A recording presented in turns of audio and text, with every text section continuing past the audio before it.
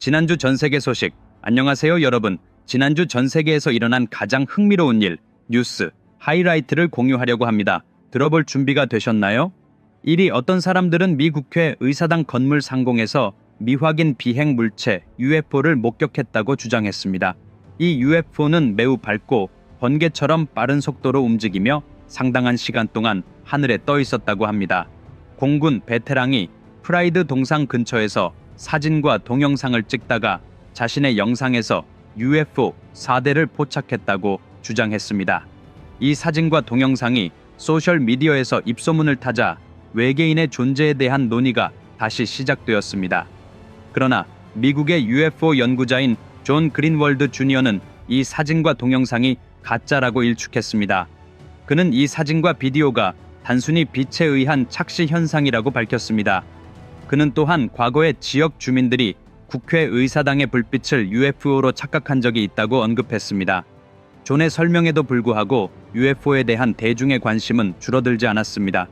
외계인이 실제로 존재하는지에 대한 논의는 계속되고 있습니다. 누가 알겠습니까?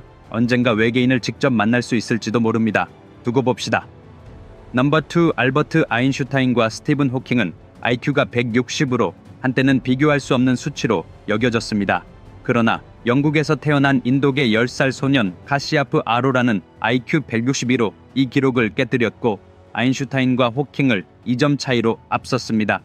카시압의 뛰어난 IQ는 세계에서 가장 높은 IQ를 가진 사람들만 가입할 수 있는 독점적인 그룹인 멘사 소사이어티의 회원 자격을 얻었습니다. 멘사 회원이 되려면 인구의 상위 2%에 속해야 하므로 명성이 높고 희귀한 조직입니다. 카시압은 곧 퀸 엘리자베스 학교에 입학할 예정이지만 학교에 가는 것에 대해 특별히 기대하지 않는다고 말합니다. 그는 수업이 너무 느리고 단순한 문제 해결에 집중하는 것이 하루를 낭비하는 것 같아 답답하다고 느낍니다. 그의 뛰어난 지능을 가진 사람에게는 수업 내용이 너무 기초적이라고 느껴질 때가 많습니다. 카시압은 어렸을 때부터 수학에 대한 열정을 가지고 있었습니다. 4살 때 그는 단 3시간 만에 수학책을 한 권 다 읽었습니다. 8살이 되었을 때는 하루 만에 모든 교과목을 마쳤습니다. 학문적 재능 외에도 카시압은 뛰어난 피아노 연주자이기도 합니다. 어린 나이에도 불구하고 그의 인상적인 IQ와 기술은 많은 사람들이 그가 미래에 어떤 세계적 혁신을 가져올지 궁금하게 만듭니다. 친애하는 여러분, 가장 흥미로운 이야기 중 하나를 읽으면 사람이 자신의 인생 전체를 잊어버릴 수 있다고 생각하십니까?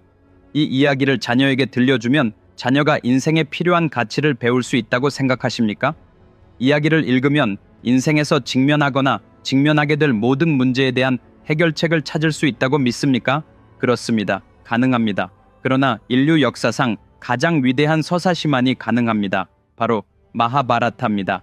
이 이야기는 어떤 블록버스터 영화보다 100배는 더 강력합니다. 도전입니다. 비크라마디티아의 말로 쓰인 마하바라타는 아마존과 나십 세계의 다른 온라인 상점에서 책과 전자책 형식으로 2권으로 제공됩니다. 이 책은 전 세계 54개 언어로 제공됩니다.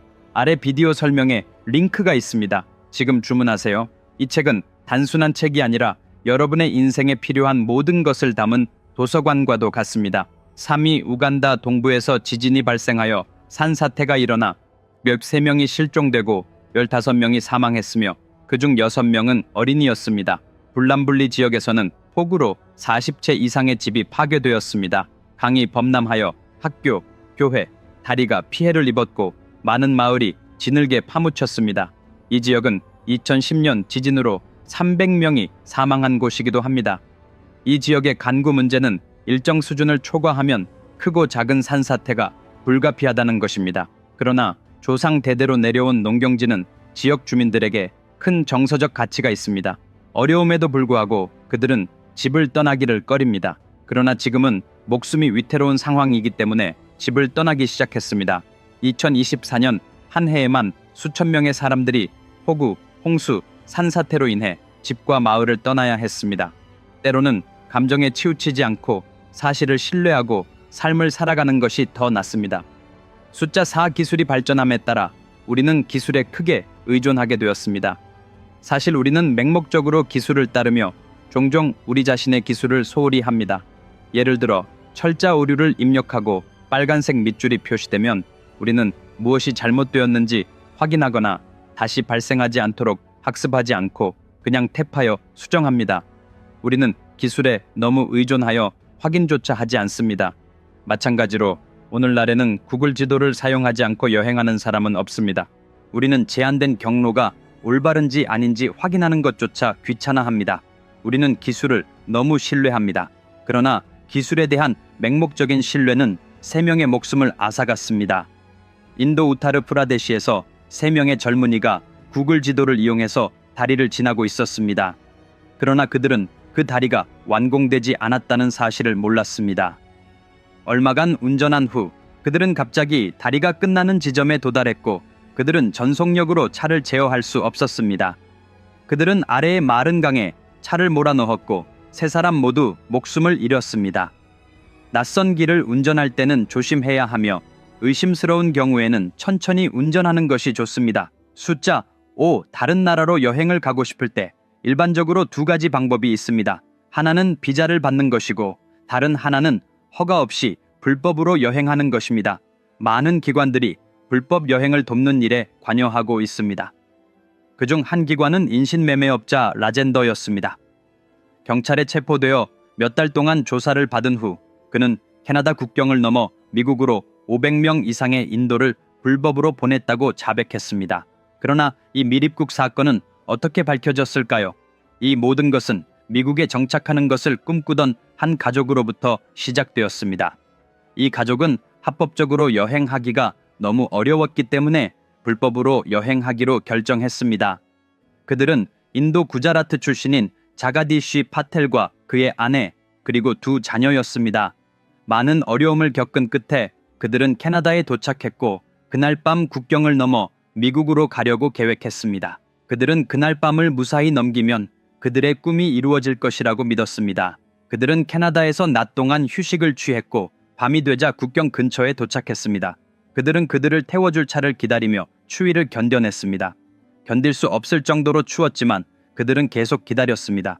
몇 시간이 지났지만 차는 오지 않았습니다. 그들은 아침까지 눈 속에서 기다렸습니다. 다음 날 마침내 차가 도착했지만 가족 중 아무도 살아있지 않았습니다. 매서운 추위가 그들을 죽인 것입니다. 자가데시 파텔, 그의 아내와 아이들 모두 죽었습니다. 이 과실에 책임이 있는 라젠다르는 작년에 경찰에 이 비극적인 사건이 그의 행동 때문에 일어났다고 시인했습니다. 정말 가슴 아픈 일입니다. 친구 여러분, 다음 에피소드는 완전히 다른 수준의 내용을 담고 있습니다. 놓치지 마세요. 다음 주 화요일 같은 시간에 다시 뵙겠습니다. 그동안 지금 바로 마하바라타 책을 주문하세요. 아래 설명에 링크가 있습니다. 그리고 아직 제 채널을 구독하지 않으셨다면 지금 구독해주세요. 그때까지 건강 조심하세요. 안녕히 계세요.